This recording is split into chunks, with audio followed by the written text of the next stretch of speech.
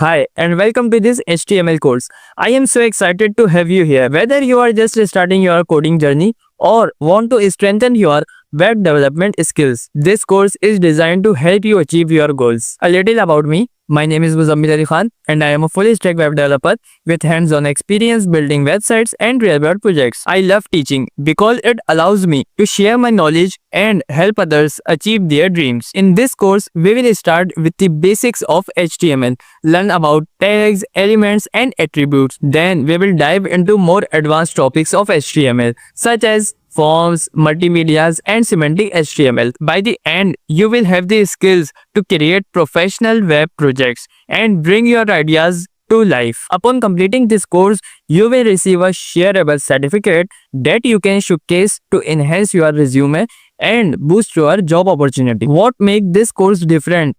You will learn through hands-on practice, build real-world projects, test your knowledge with interactive quizzes, and have lifetime access to all materials and updates. This course is hands-on, so I encourage you to practice along with me and complete the quizzes and projects. Remember, learning is a journey, and I am here to support you every step of the way. Let's get started. Today, we are diving into two essential questions for any aspiring web developer. The first one is what is HTML, and the second one is how do websites actually work? Let's get started. HTML stands for Hypertext Markup Language, and it is the backbone of every web page. Think of it as a skeleton or structure of the website. It tells the browser what content to display and how it's organized. For example, when you see headings, paragraphs, images, or a links on a website, those are all created using HTML. HTML is not a programming language. Instead, it is a markup language, meaning it uses text to define elements. Or we can say HTML is a DSL. DSL means domain specific language. So as we know, the HTML is created for a specific domain or a specific purpose, which is to create a structure of a web page. So we can also say it that HTML is a domain specific language. Now, how do websites work? A web page is not just HTML. It is a combination of three core technologies: HTML, CSS, and JavaScript. HTML provides the structure. CSS, which means cascading style sheet, adds style like fonts, color, and layouts. And the third one is JavaScript, which makes things interactive. For instance, HTML create a button, CSS apply style on it, and JavaScript make it clickable. Together, these three bring a web page to life. When you type a URL on your browser, here is what happens. Your browser sends a request to the server. The server sends the HTML, CSS, and JavaScript files. The browser processes these files and displays the web page you see. So that's a quick overview of what HTML is and how websites work.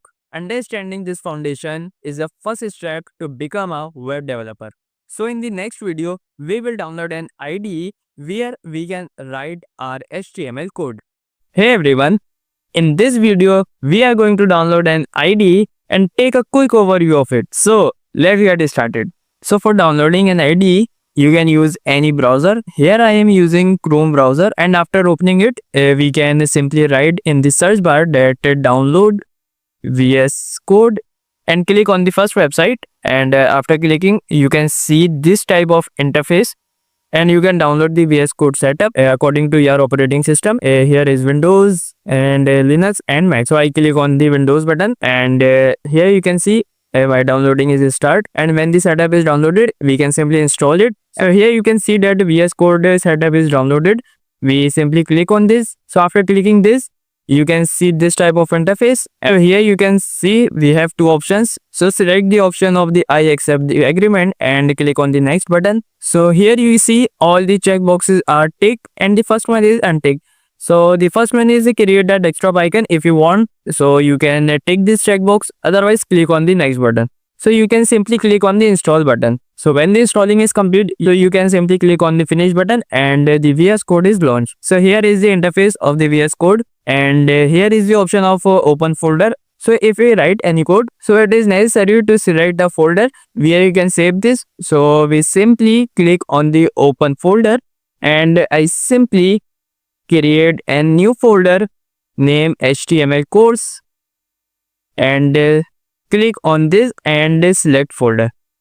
So here you can see that HTML course folder is appear here. So on the same line you can see new files option. So after clicking this, you can write the name of the file where we code our HTML. Simply we use index, and for HTML file we use the extension. Extension means to tell the VS Code or any other ID that our code is in HTML. So we simply use dot, and after dot we use HTML. So after clicking the enter button, you can see that here is the interface. So here you can see we write any HTML code in this file. So this is the simple boilerplate code of HTML. So in the next video, we will cover all the tags, but in this video, we will take the quick overview of VS Code. So in the Explorer option, you see that we use it for folders and files. And the second is the search option. If you find any word, any function in our code, so simply use this option. And the third one is related to GitHub. So it is the advanced topic, so we cannot discuss it here. So we will discuss it after some videos. And the fourth option is run and debugging, but in HTML, we cannot use it. In the fifth option, we have extensions, and I suggest you that download some extensions. The first one is Code Runner, and simply write Code Runner and download it. And you can see I already downloaded, and some review extension. So this is the live review. So simply click on this, and here is the option of the install. So the third one is IntelliCode. So IntelliCode is the official Microsoft extension which helps you to develop any web page. So this is the third extension which I suggest you to download. Then in the next video, we will cover all these tags. Hey everyone, in this video, we will discuss about the boilerplate code and create our first HTML website. So let's get started. So as you see in the first line of code, so here is the tag doc type HTML. So this tag is used to tell the browser which version of our HTML file is. So here we can use HTML5 version. So I can write HTML5 version here. So I comment out this. So we will discuss about tags and elements. Here is the HTML tag, here is the head tag, here is the body tag, and you can see here is the opening tag and here is the closing tag. And if we write between the opening tag and the closing tag, so it becomes element. So we can say that it is the head element, and almost every tag have opening and closing tag. So if you not write closing tag, so it may show error. So here you can see that it is the HTML tag here, and it is the opening tag and it is the closing tag. So here all the elements, all the tags are covered in the HTML tag. So we can simply use this HTML element, and under this we can write all over the HTML code. So in the sixth line of code, so here you can see it is the discussion about the Unicode. This is very big topic, so we cannot cover this at that time. So in the seventh line, you can see that here name, viewport, and content and initial state. So in the eighth line of code, we have title tag, and in the head tag, whatever you write, it does not show on the web page. It have only one tag under this, and which is title, which is shown on the website when you open this. So if we click on the show preview, you can see here that here it is written that title. If I change this like index, so here you can see that it changed to indexed. So here it is two main tags in HTML. First one is head and the second one is body. So here in the body section, we will simply write some tags. So we can simply h1 tag. So we will cover all the tags in the upcoming videos. So it is your first website. So simply you will write h1. So between the opening tag and the closing tag of h1, you can write anything. So I simply write my name. So I write my name, Muzammil Ali Khan. So my name is appeared here. and this is like a bold and like heading type. So H1 is used for heading. So we will discuss it later. So here is your first website, and here is the closing tag of the body, and after this, so we will write the closing tag of HTML. So this is the necessary boilerplate code, and the VS Code help us to write this, and we do not need to write all these. So you can simply click Shift 1, and after the exclamation mark is shown, you can simply hit the enter button and the boilerplate code is appear. So congratulations, this is your first website. So in the next video, we will cover some heading tags and paragraph tags. Thanks.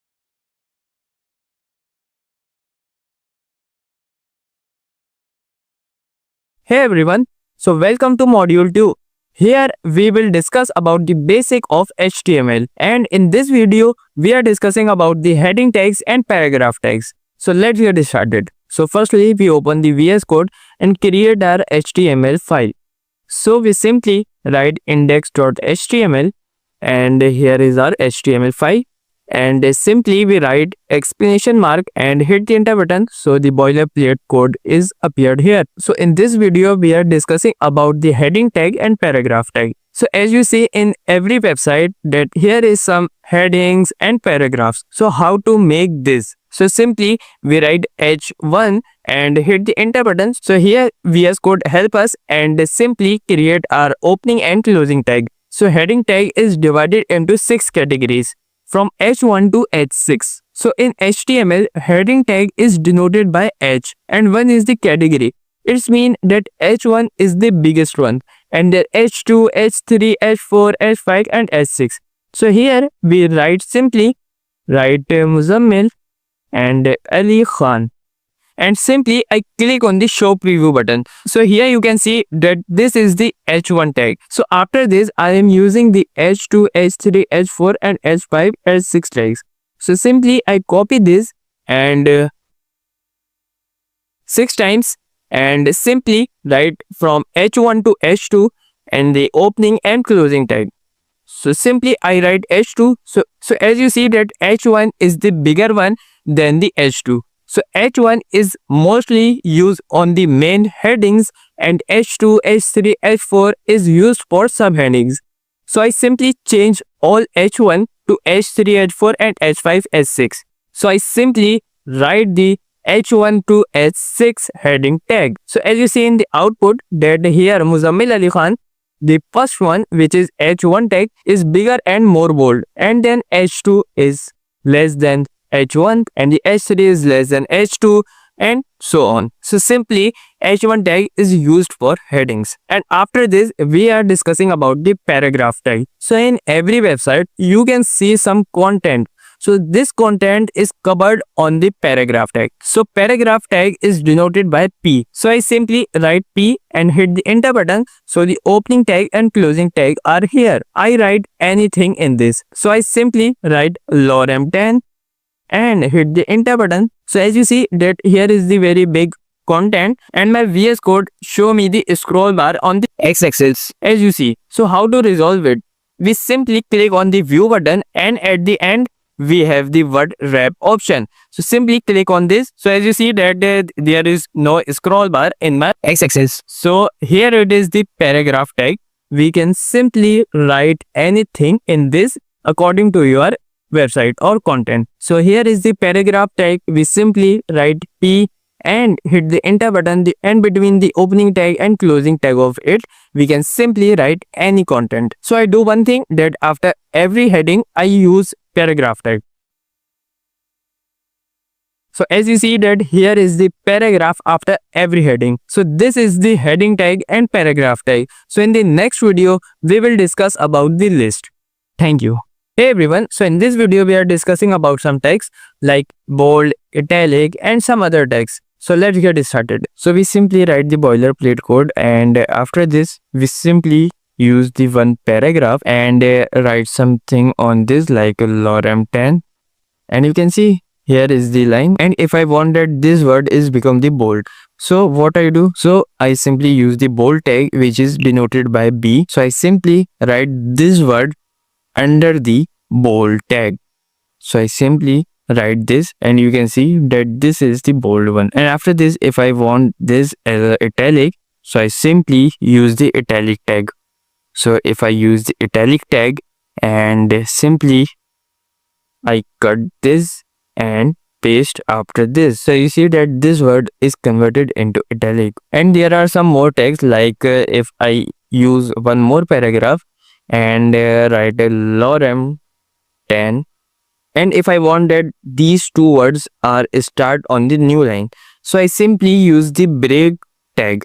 So this break tag is the self-closing tag. It does not have any closing tag. So what it does, it simply break the line. And simply if we want to divide this section, we simply use the HR tag. So you can see that it divides this section and we can write anything after this.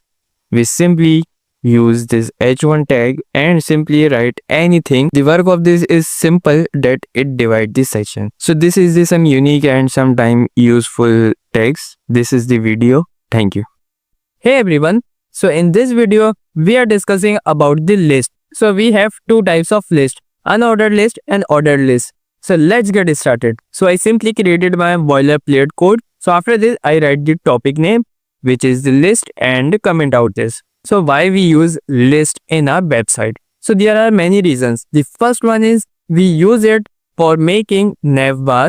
What is navbar? If you don't about the navbar, so don't worry. We will discuss it later. So the list has two types. The first one is unordered list and the second one is ordered list. The ordered list has the sequence and unordered list has not any sequence. So what is the real life example of it?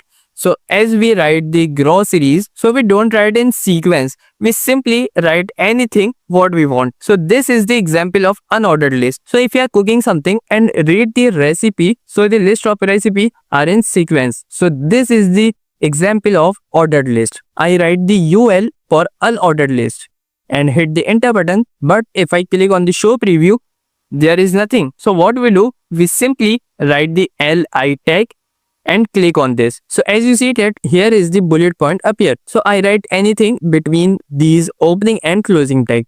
I write something like banana, and after this I want to add more things. So I simply copy these, and as you can see, I write anything like ABC. So here you can see this is called the unordered list. So as you see, we have no any sequence. We just have bullet points, and the ordered list is denoted by OL. If I write OL and I do the same thing, I simply copy all of these and paste in the OL tag. So you can see we have sequence here 1, 2, 3, 4, 5, 6. So this is the OL. OL means ordered list. We can simply change the 1, 2, 3 to ABC, Roman numbering and many others. Simply write type. And after type, you can use capital A for capital ABCD and small a for small ABCD and small I for small Roman numbering and capital I for capital Roman numbering. So 1, 2, 3, 4, 5, 6 is the default. These things what I do is called the attribute. So we can do same thing. I write type, but here I cannot write the capital A, capital I, small I. Here we can use the shapes. So here you can see that here is the colored circle. So if I write disk, so you can see this is the default one. And what if I change it to circle? So here it is show the stroke of the circle, and after this we can use it as a square. So you can see that the bullet points are converted into square shape. So these are some attributes, and here are more attributes, like if I write start 5, so the list number is starting from the 5. So there are many attributes. So I suggest you to research on it and read the documentation of list in the MDN website. So this is the topic of list. So in the next video, we will discuss about the anchor tags. Thank you. Hey everyone. So in this video, we are going to cover anchor tag. Let's get started. So I simply write the boilerplate code, and after this, we will write the anchor tag heading. So after the anchor tag heading, I comment out this line, and after this, we use the anchor tag. So anchor tag is denoted by A. So the question is why we use it. So anchor tag is used to link the other web page or the other section of the same page. So we can simply write a, and after this we can simply hit the enter button. So here are some attribute. So here is the attribute, and in the quotation marks I write the URL. So I simply write http://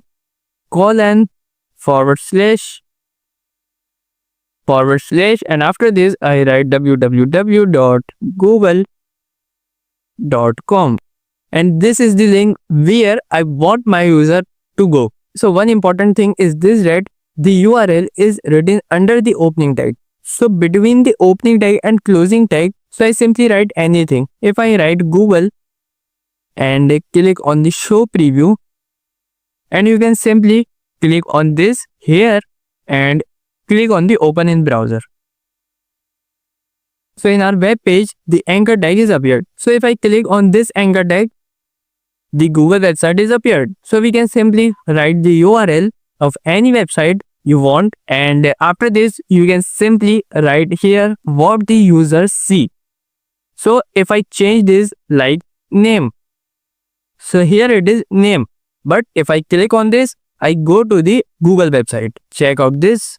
So name, but I click on this, so I go to the Google website. So you notice something, if I click name, so on the same tab the Google website is appeared. But if you want that if I click on this, the website is open on a new tab. So what we do, we just simply use target attribute. So we simply write target, and after target we write the blank. So as per suggestion, so here I add this attribute. You can see that target is equals to quotation marks underscore blank. So let's check it. So I am going to my Chrome browser and simply reload this. So I simply click on the name button. The Google website is open but in the new tab. So this is the work of this attribute name target, and the value is underscore blank. So this is the anchor tag. In the next video, we will discussing about the image tag. Thank you.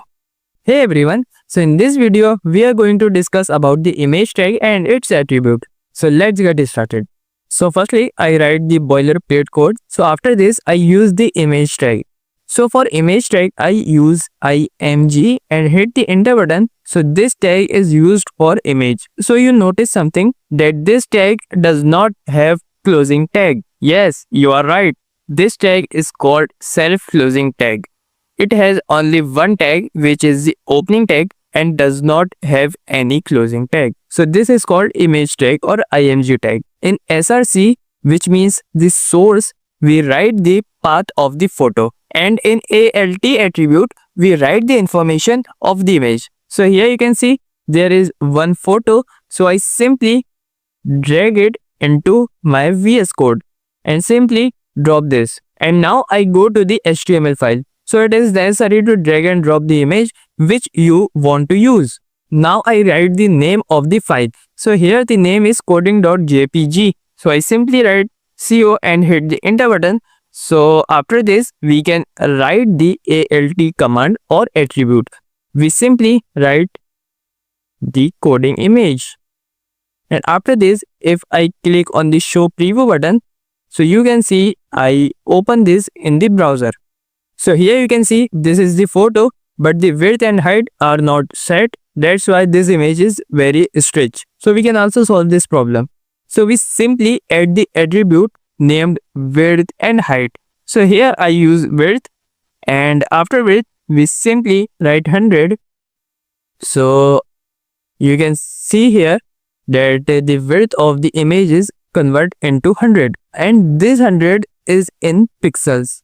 So there are many units, some pixels, em, im, and etc. So here this 100 is the pixel. So after this, I add the height attribute. So I simply write height and hit the enter button and write the 200. So this is very big dimensions. So I simply fix this and simply write the 200 pixels on the width. So this is like good. And if you want, so we can do this at the 300. So here is our image. So this is the attribute of width and height in image. Now what alt attribute is doing. For some reasons, if our image is corrupt or crash, so these alt tags are shown. So if I change something, so this is the name of the file coding.jpg. So I simply write one after coding. So the image is not in our folder. So you can see the coding image. So the user knows what type of image here is. So this is the attribute, and if you want something like if I want some unsplash, I write unsplash code and going to image. And if you want to use this photo, so I simply click on this. So I simply click on the open image in new tab, and after this I simply copy this URL, and after this I simply open my VS Code and use one more image tag and simply write another coding image or laptop image, and in src we simply paste the URL. So here you can see our picture is appeared here. So we can also use image by URL. So we can add some attributes in it also. So we simply click on this and we remove the one from coding.jpg. So here is the two images which we insert in our HTML. So this is the img tag. I hope you enjoyed this video, and in the next video we will discussing about the tables. Thank you. Hey everyone. So in this video we are going to discuss about the tables. Let's get started. So now simply we write the boilerplate code and write some heading of the table. So in web development we use sometimes tables. So if you want to show the some results, timetable and any other things, so we will use table. To create the table we simply write the table tag, and after table tag we hit the enter button, and we have many things in table tag. So the first one is the tr. Tr means table raw. The second one is td. Td means table data. And the third one is th. Th means table heading. So we can simply write the tr at the first. It's mean it create the first row. So in the first row it means I simply click on the show preview and zoom my code. And before going to deep in the table, I simply use inline CSS, which is not our topic but we use. So simply I use border and simply this is empty. For that time I use tr and simply use td tag and write something in this. I write something like this. So as you see that this is like table. So I simply write name in this, and in the second one I write id, and in the third one I write GPA. So this is like university portal table. After this I simply copy this and want to create one more row. So I simply make 2 or 3 rows. So you can see here I simply change this. So as you see that we can simply and quickly create our first table, and it is necessary to write the td data, which means this tag under the tr tag. But in the start I say something about the th. Th means table heading. So as you see that name, id and gpa, this is like similar to the other table data. So I want to change this. So I simply change the td of the first row to th. So I simply change it, and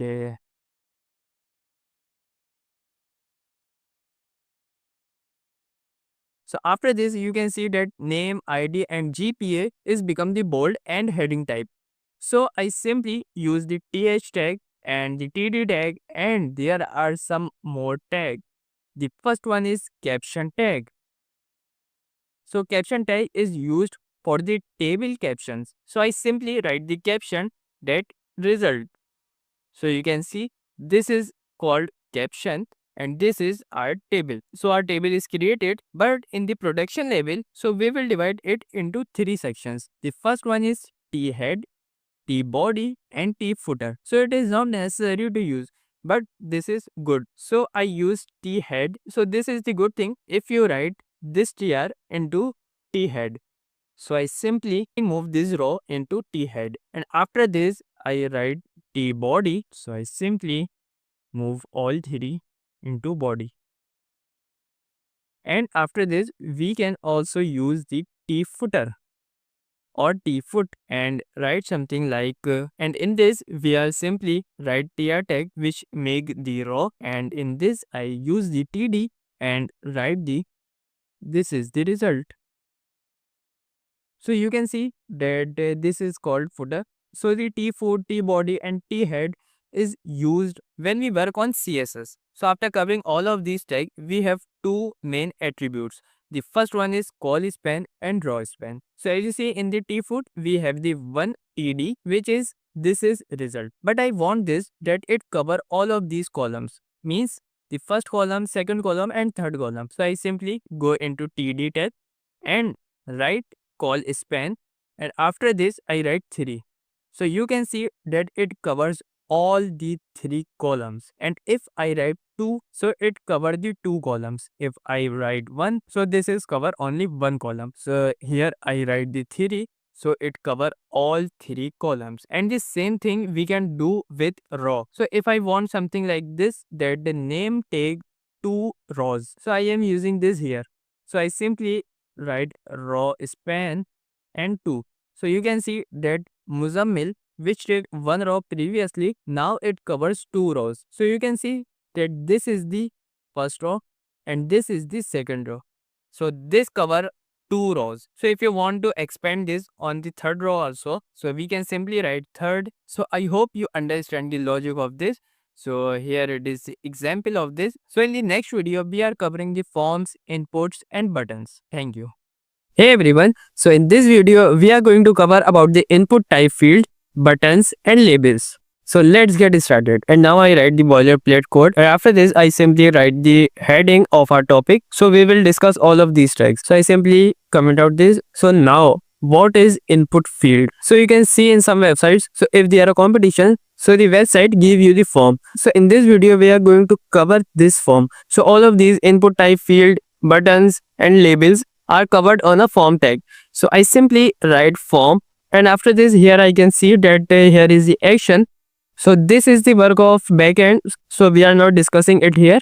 So I simply remove this, and under this, so after this I simply write input type. So I have a suggestion, so I simply hit the enter button and my input tag is appeared, and here the type is text. So what is type, how many types are there, so we will also discuss it. And now you can see if I click on the show preview button and I simply zoom my code, and here in the output you can see that the input field is appeared. And now I am using the placeholder attribute.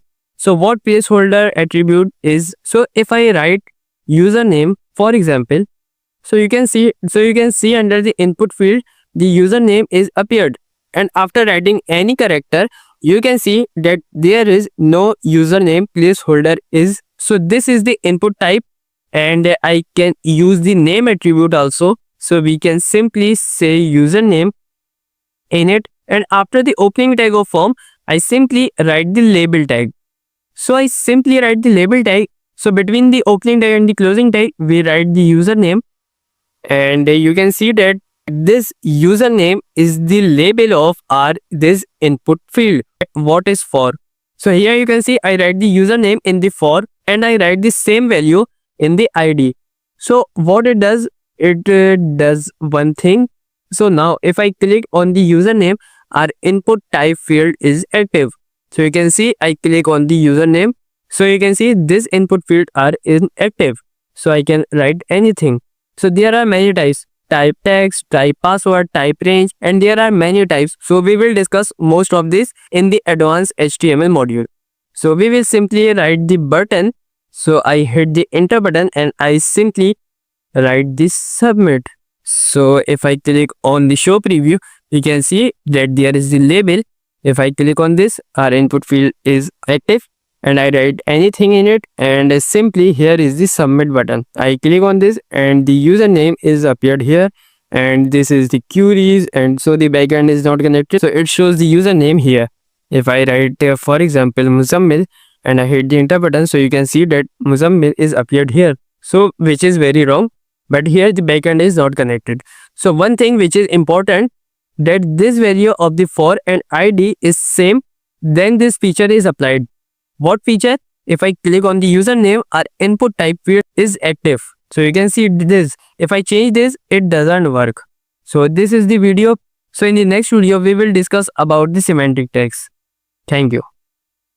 Hey everyone. So in this video, we are going to cover the semantic tags. So what is semantic tag and why we use it and what is the purpose of the semantic tag? So let's get started. So I simply write the boilerplate code and write the heading semantic tags and comment out this. So here we are discussing about the semantic tags. So why we use this? So the first thing is this, that it increases the readability. It is best for SEO.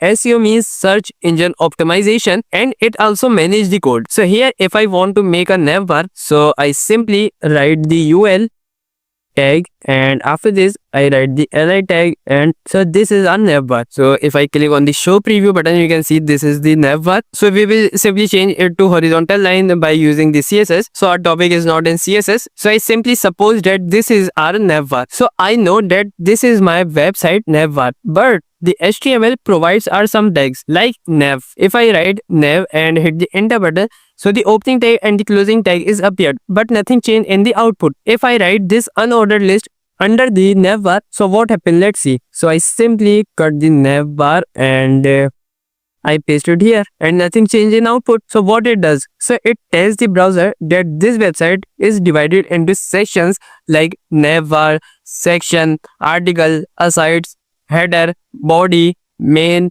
and footer, and there are some more semantic tags. So and this work is help you in SEO, means search engine optimization. So I simply write some more semantic tags. So you can see that this navbar is commonly used in the header.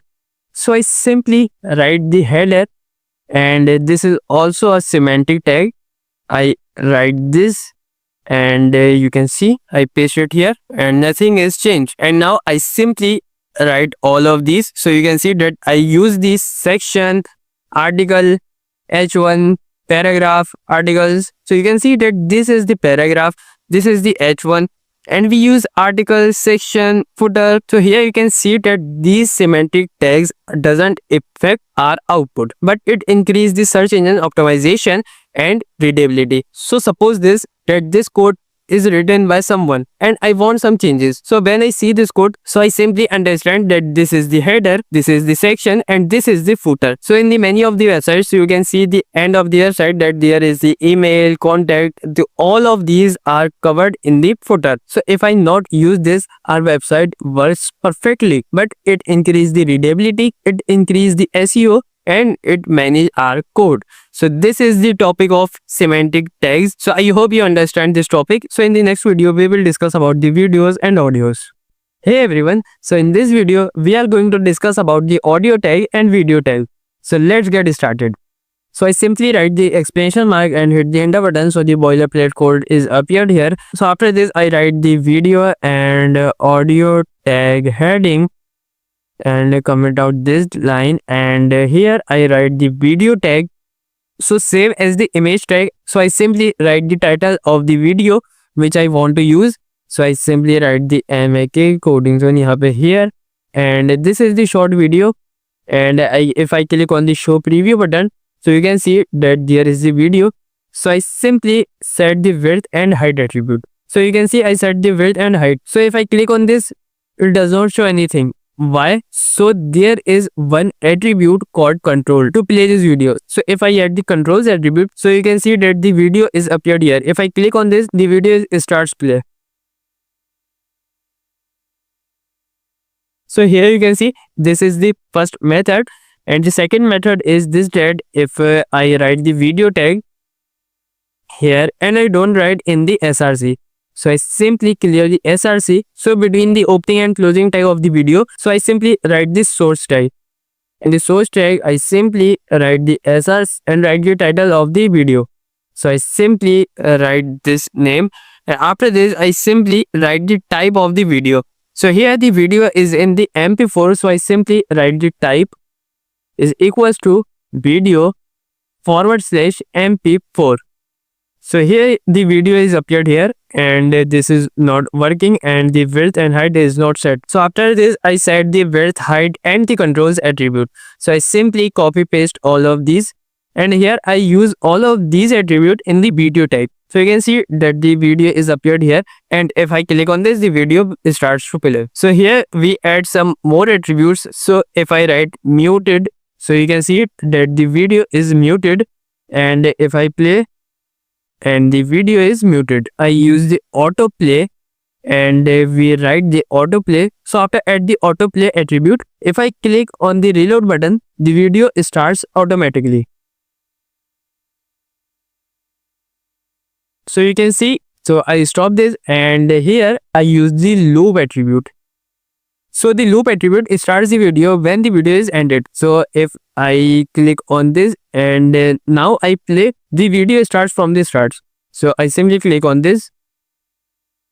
So you can see the video starts, and there are some more attributes, and now I simply add the attribute name poster, and in the poster I use any image which make the thumbnail of this. So this is the poster. So these are the attributes of the video, and after this we are going to discuss about the audio type. So I simply write the audio type, and you can simply write the name of the audio, and I write the fast, and there is the audio, and I simply use the attribute name control to show this, and there is all the controls. If I click on this, the audio starts clear. So you can also use this method on the audio, and most of the attribute of the video and audio are same. So I simply mute this, and autoplay, and autoplay loop. Most of the attributes are same. So this is the topic of video and audio. So in the next video, we will discuss about the entities of HTML. Thank you. Hey everyone. So in this video, we are discussing about the HTML entities. So let's get started.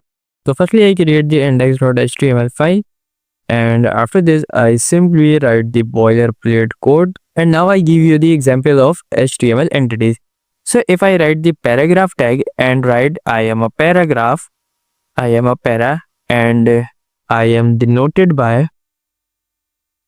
this p tag. And now firstly I zoom my code, and after this click on the view and revert wrap. So if I click on the show preview button, so here the output is I am a para, and I am denoted by and nothing else. So why it doesn't show the p tag? Because HTML, remember that it is the keyword. So if you want to show this, so I simply clear the less than sign and write the ampersand LT and semicolon.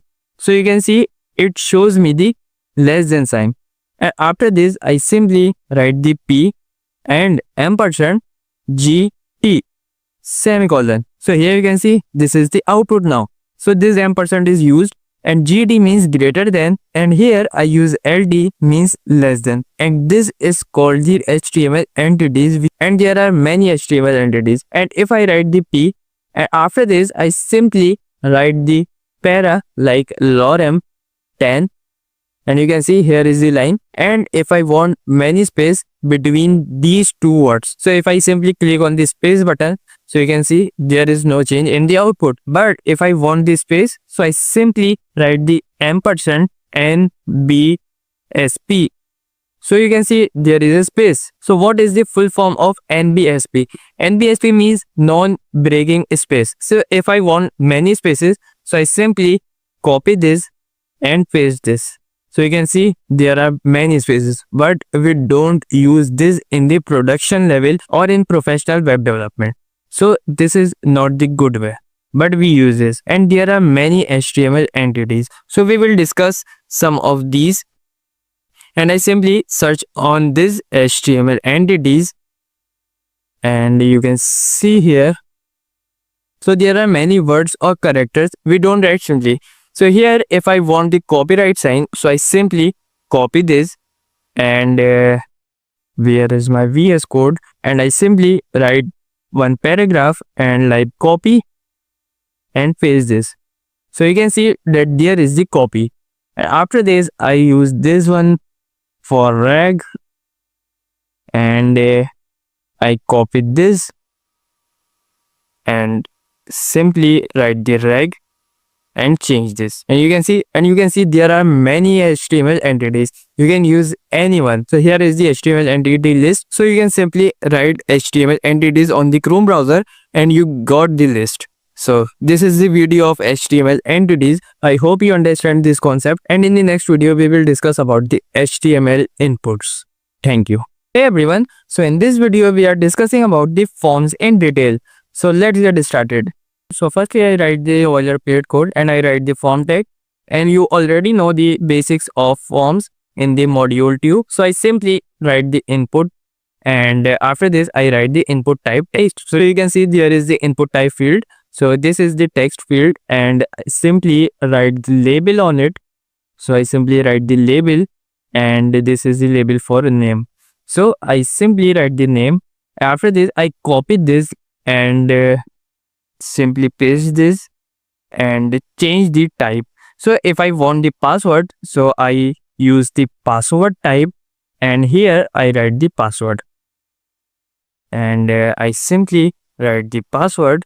So you can see there is the name and here is the password, and there are many types. So we will discuss most of these. So simply I write the input type, and after this I can check there are many types, you can see.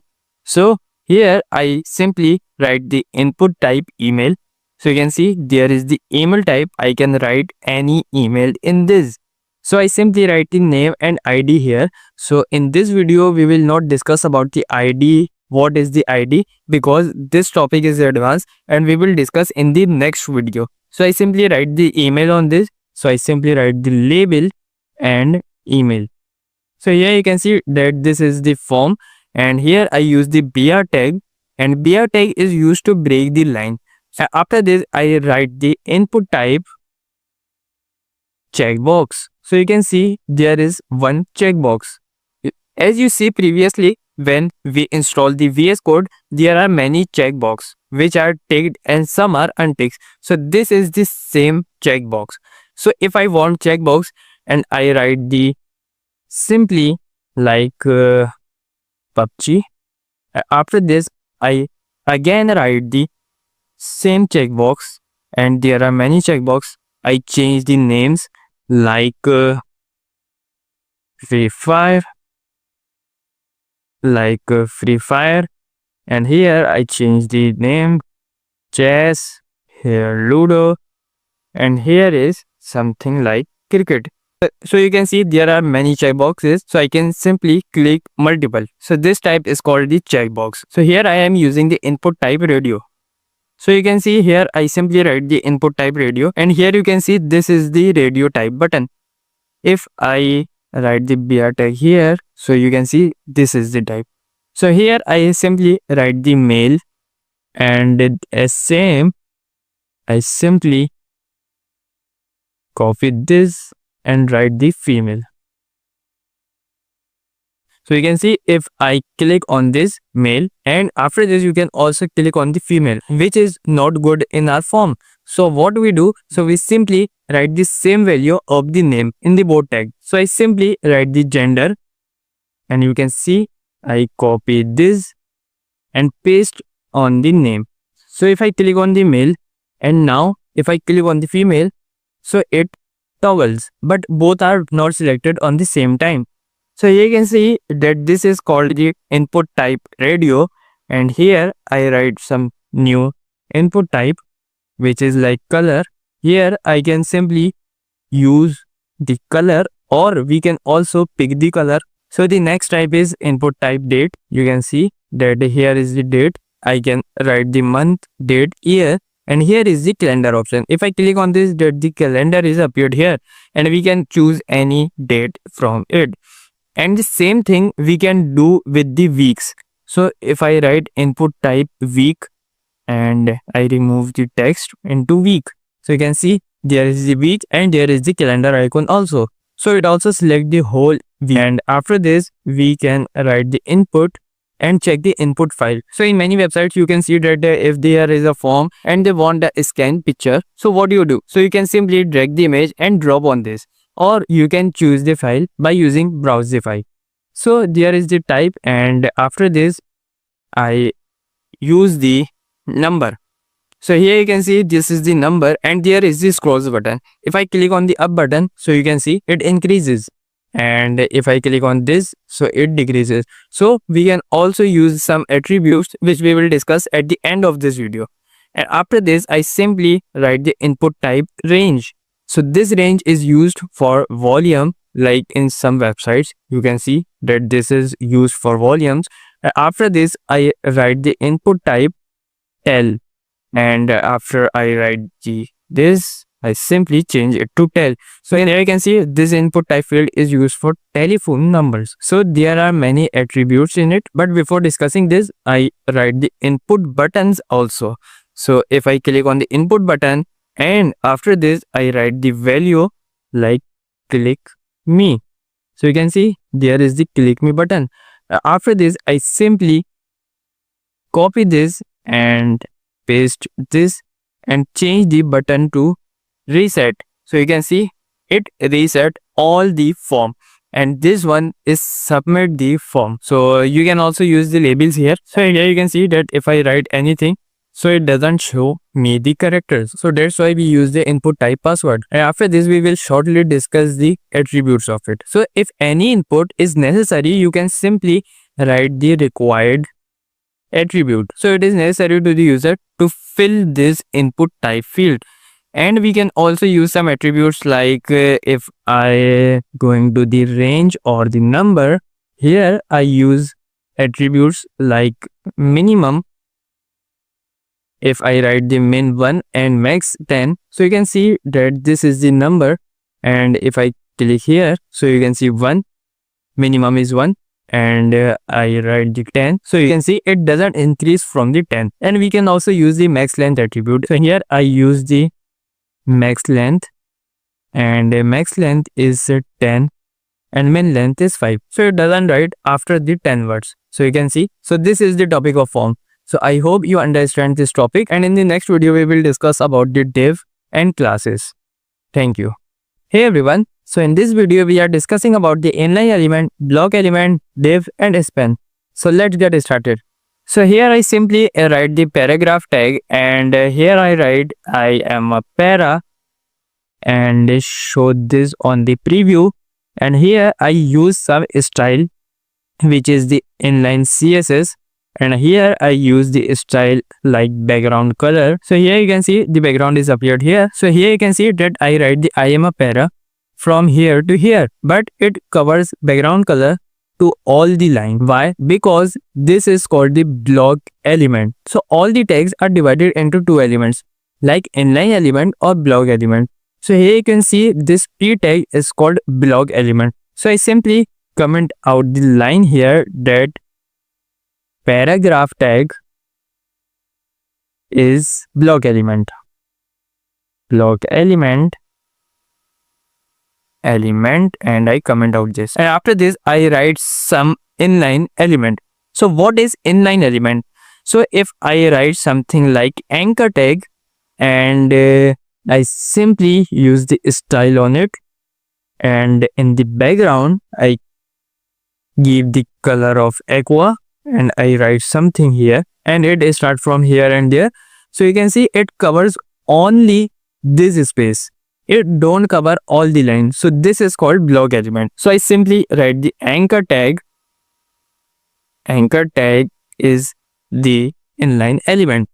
So I simply write this. So here is the example of inline element and block element. So after covering this concept, I am going to discuss about the two tags. The first one is div, and I write something on this. So I write something, and after this I write the style and background color, and I simply use the blue. So you can see that div is the block element. So why we use div in our code? So div is like the container. So we will simply divide our HTML code into containers. So if I want to create my navbar, so I simply create a div, and under this, and we can simply write our navbar code. Why it is useful? So this div and span has no special meaning, but it used to arrange the code, manage the code, increase the readability, and after the most important thing, it is also used for CSS. How we can use this on CSS? So we can also target the div and add the styles on it. So this is the reason why we use this. And the same we have span.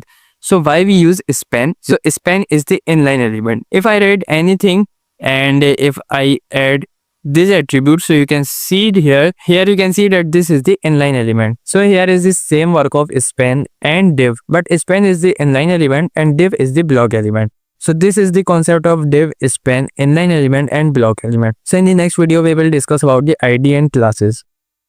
Thank you. Hey everyone, so in this video we are discussing about the IDs and classes. So let's get this started. So I simply write the boilerplate code, and after this I use the paragraph tag, and I am using the one more paragraph tag, and now I write the I am a para 2. So here I write this, and if I click on the show preview button, so you can see. So now you can see that here is the I am a para and there is the I am a para 2. So here in the attribute I can simply use the ID attribute, which is like para 1. I use the para 1, and here I am simply using ID para 2, like ID para 2 here. So ID is unique. If you want to give the ID to any element, so it is necessary to keep it unique. And there is the class.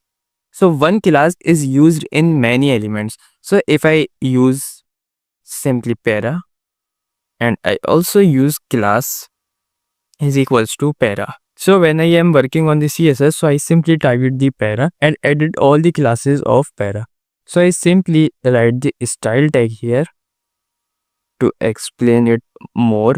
So I simply use the style tag, and here I am using the class. So for class, so we use the period. Period means dot, and after this I write the name of the class. So here the name is para. And after this we use the curly braces and we write the properties of the CSS here. So if I write the color is equals to red, so you can see that both are converted into red color because I give this class to both of the paragraph. So if I want to change the color or the font or anything on the first of the paragraph, so I simply use the ID, and ID is used by using the hash button. So if I write this, so you can see that I simply use the property name font size and set it to 20 pixels. So you can see that this is the bigger one than the para 2. So we simply use ID and classes. The ID is unique and we can simply use class in one or more elements. So this is the concept of ID and classes.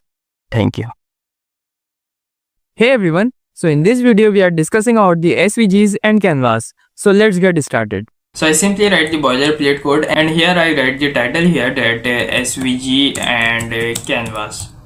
So this is the topic of our video. So here I write the SVG tag. So I write the SVG tag here, and this is the opening and closing tag. So what is SVG? SVG means scalable vector graphics. So what is SVG and canvas? So both of these are used for graphics in the web development. So here I write the SVG full form here, that SVG is the scalable vector graphics. So this is the full form of SVG. So I simply comment out this line, and here I write the SVG. If I click on the show preview button, so you can see nothing in the output. So I simply use the width and height also. I simply use the width, and width is equals to 100 pixels. And after this I write the height also. With the help of suggestion, I use the 100 pixels also. And after this I use the some CSS to show the border. So I simply use the style tag here, and I use the border 2 pixels solid and black. So here you can see that this SVG is appeared here. So how we draw anything? So here in SVG we have many shapes like circle, rectangle, triangle, polygon and many others. So for circle we use this circle tag here in circle tag, and I simply close this and I write some attributes in it. like CX. So CS is the circle x-axis. So I simply write the 50 pixels here, and after this I use the CY, means on the y-axis. So I simply use 50 also, and I use the 50 pixel, and after this I write the radius of this circle. So you all know about the radius or diameter. So here I use the radius, and I use the radius about 50 pixels. So you can see that this circle is appeared here, and we can make it some short like 40. So you can see that this is appeared here, and this is in the black color. So I use the fill attribute here and change the color, like I like the blue color. So you can see here, and we can also use the stroke here, and if I use the stroke, so I simply use the black stroke. So you can see here, and we can also set the width also of the stroke. So the stroke width 2, so you can see the stroke become bold. So this is the circle, and the benefit of SVG is that we do this if we know about the HTML and CSS. It doesn't require the JavaScript, but in Canvas it is necessary to know about the JavaScript, because all the code of the drawing is written in the JavaScript. So this is the circle, and after this I use some rectangle. So you can see here that this rectangle is appeared here. I can change the color of this, like if I click on the red. So here is the rectangle. So here you can see that this is the SVG. So where we use the SVGs. SVGs is used for the printing, because it does not blur the pixels. So this is very sharp, and if we zoom on this object, so this object is become clear. It doesn't blur. So now we discuss about the canvas, and here I can do same thing about here, that we use same attributes here. So I simply copy this and paste it here. So you can see that the canvas border is appeared here, and here I use some script, which is the JavaScript, and I know you cannot understand this code, but this is the HTML feature, and it is necessary to provide the information to you. So here I simply change the width into 300 and height into 200 pixels, and after this I write the JavaScript code for the circle. So this code is in the JavaScript, and the circle is appeared here, and we can also make the charts with the help of the canvas. And after this I give you the example of the pie chart. So here I simply write the code of the JavaScript, and you can see here that the pie chart is appeared here. So this is the work of the canvas and the SVGs. So this is the logic of SVG and canvas. So I hope you understand the concept. Thank you. Hey everyone, so in this video we are discussing about the responsive meta tags. So let's get started. So I simply write the boilerplate code, and I was not writing anything in the body tag. I just discussed the meta tags. So here you can see that this called the meta tags, which are covered in the head tag. So this meta tag is the self closing tag. So you can see there is no closing tag. So I firstly zoom my code, and you can see this is the meta tag. So the first one is used for the meta care set UTF-8.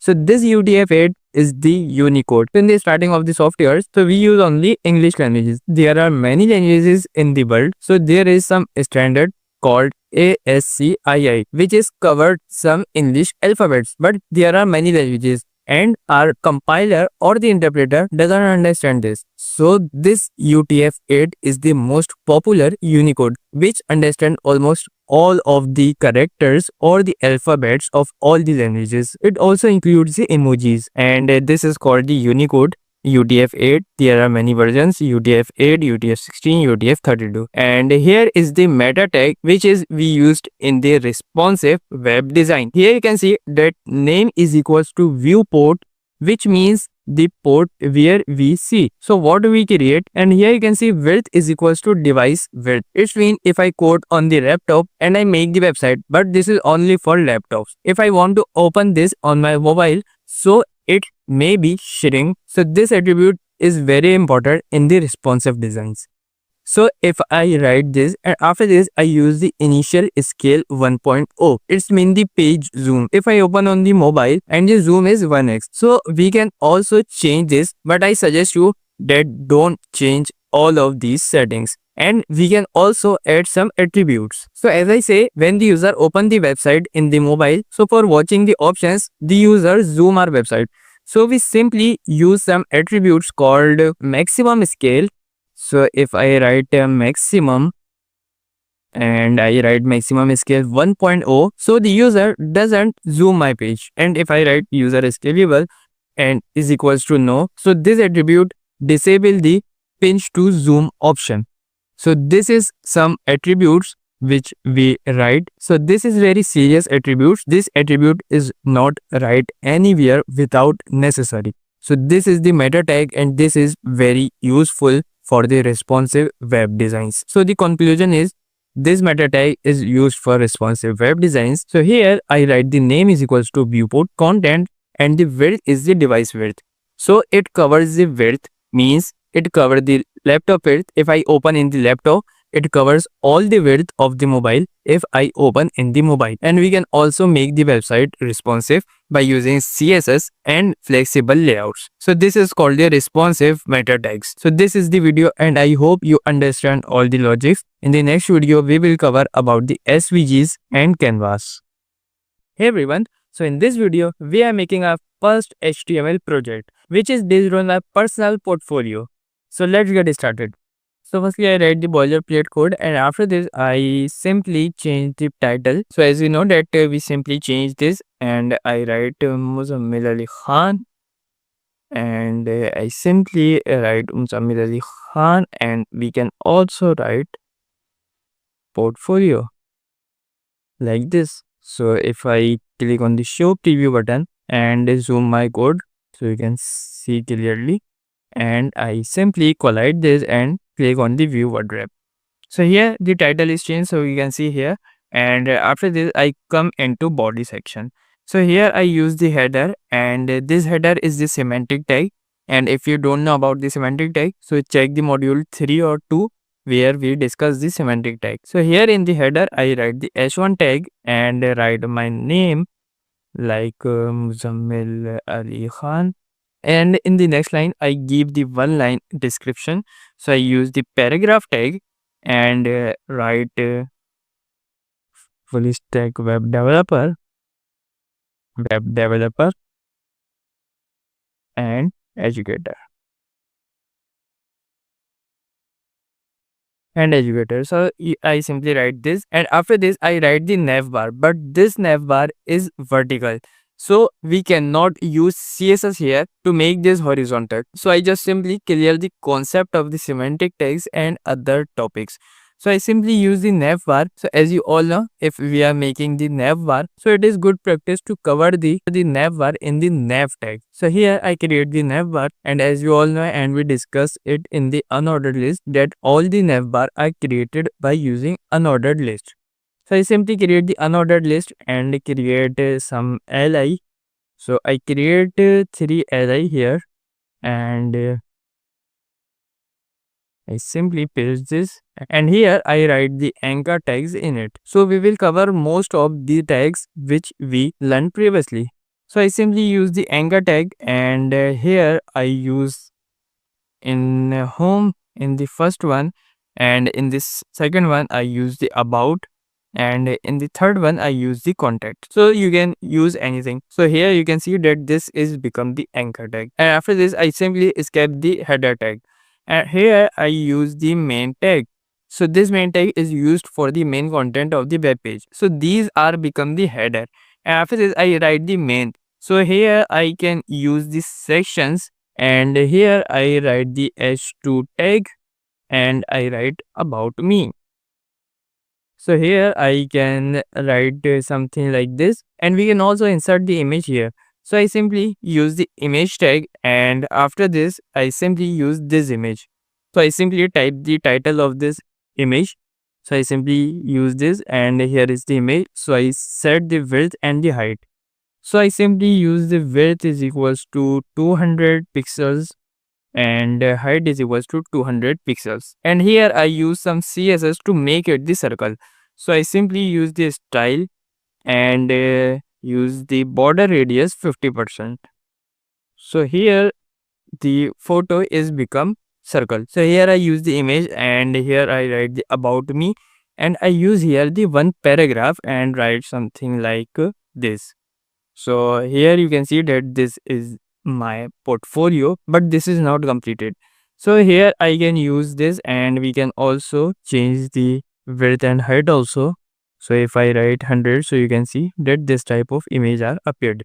So after this I use the new section and I simply use new section, and in this section we can cover the projects option. So we can do one more thing. So if I want that after the header I divide the section, so I simply use the HR tag as we all know, and we can also use the HR tag after completing the main tag. So here I can use one more section and make heading like H2, and here I write the projects, and after this I write some like articles like.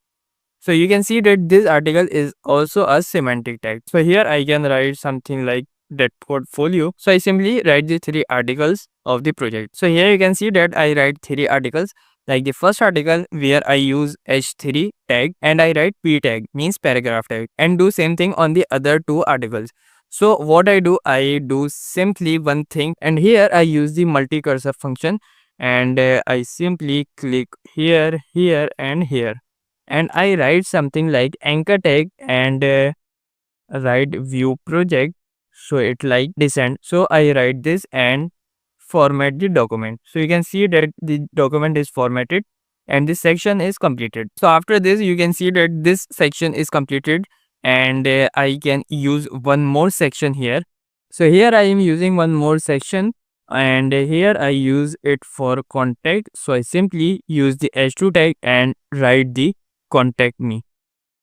So I simply use the contact me, and here you can simply use the p tag, and after this I write something like email, and here I use the anchor tag here, and you can see that if I write abc@example.com, so you can see here that this output it becomes the professional. So here I use the colon also.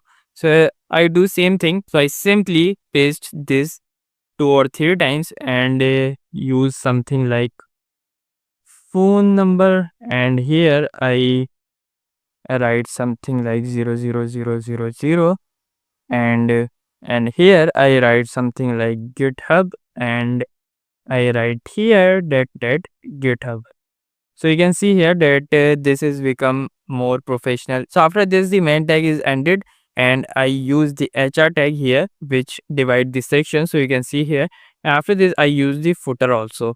So after clicking the footer I simply write the line which is this line, and simply write this in the footer. So you can see here that our project is completed and our portfolio is ready, but just in HTML. So this is the video. I hope you understand this project, and I suggest you to practice all of these tags and create this project by your own. This is the project. I hope you understand all of the logics and concepts. So in the next video we will cover one more project. Thank you. Hey everyone, so in this video we are creating a simple blog layout. So let's get started. So I simply write the boilerplate code, and I change the title here to my blog, and I write here my blog. So here I come to the body section. So here I use the header tag which is the semantic tag, and here I use the h1 tag and I click the show preview button, and here I use something like my blog which is in the h1 tag, and here I use the paragraph tag and write something like this. So the header is ended, and I use the HR tag also. So it is not necessary to use the HR tag, and we not use in the professional level, but so here I use sometimes. There are 2 reasons. The first one is to know about the HR tag, and the second one is to clarify that the header is ended here.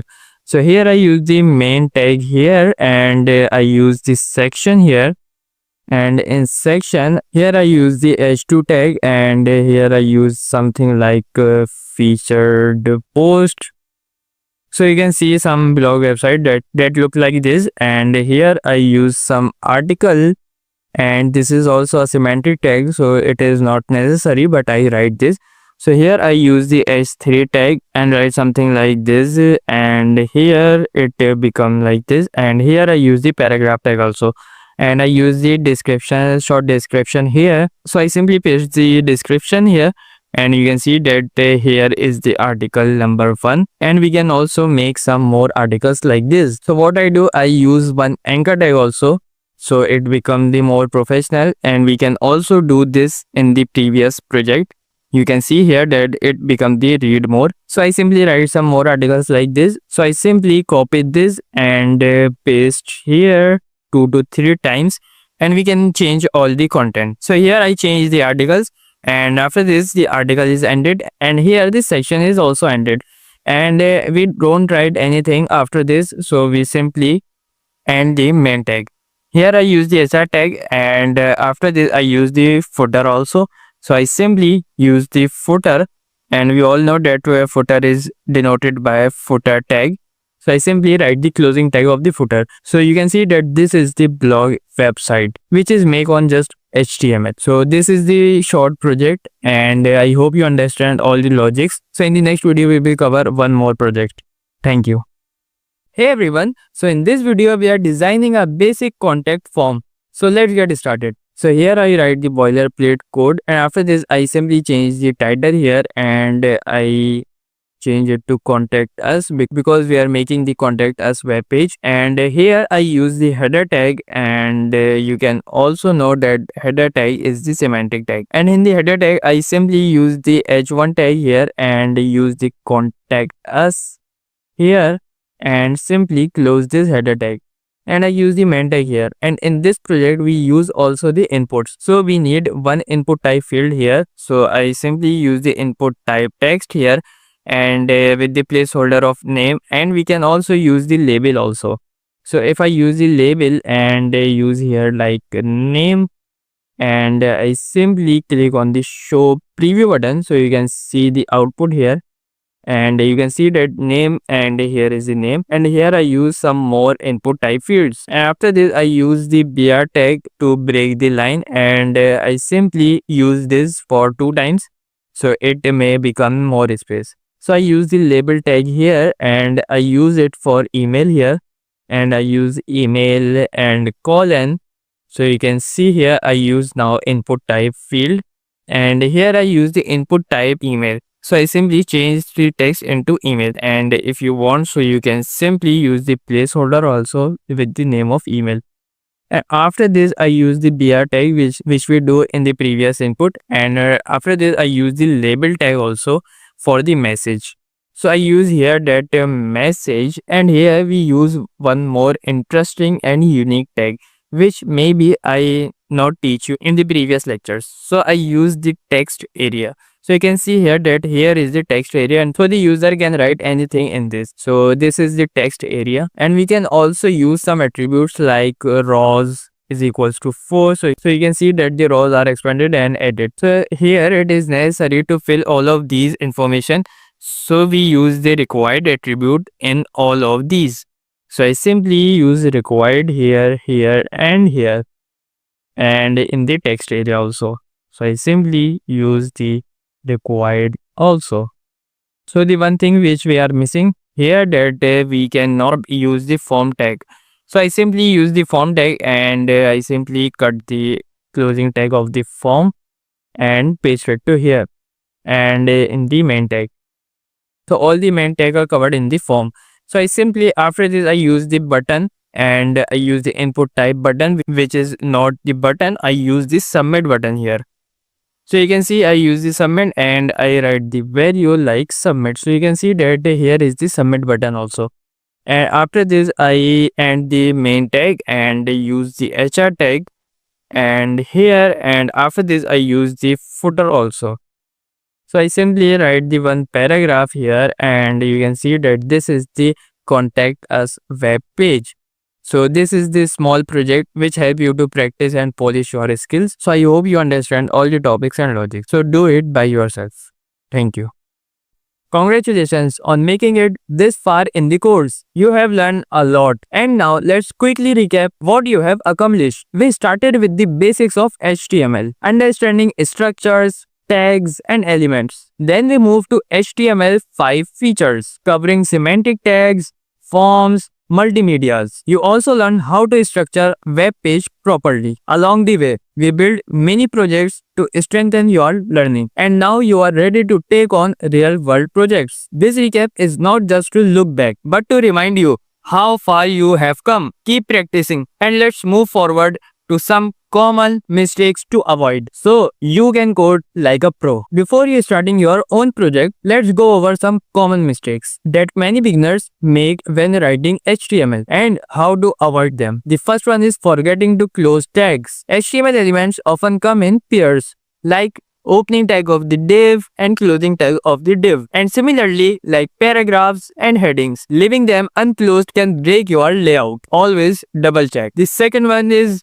not using semantic HTML. Use div for everything, make your code messy. Instead, use semantic tags like header, footers, articles for better readability and SEO. The third one is improper nested of elements. For example, placing a block element into inline element like a div inside a span can cause your layout issue. Always keep your structure clean. The fourth one is ignoring add text to the image. Always add all to image. Wow, you did it. You have officially completed the complete HTML5 course. I want to personally say thank you for joining me on this journey. Now that you have mastered HTML, here is what you can do next. The first one is keep practicing. Build more projects, experiments, and improve your skills. The second one is learn CSS and JavaScript. Take your website to the next level by adding styling and interactivity. And the third one is join online community. Join with other developers on platforms. I will creating more courses on CSS, JavaScript, and full stack web development. So stay tuned for updates and follow me on Udemy to be the first to know. Remember, every expert was once a beginner. Keep coding, keep building, and never stop learning. Thank you, Ayan, and I wish you the best on your web development journey. Thank you.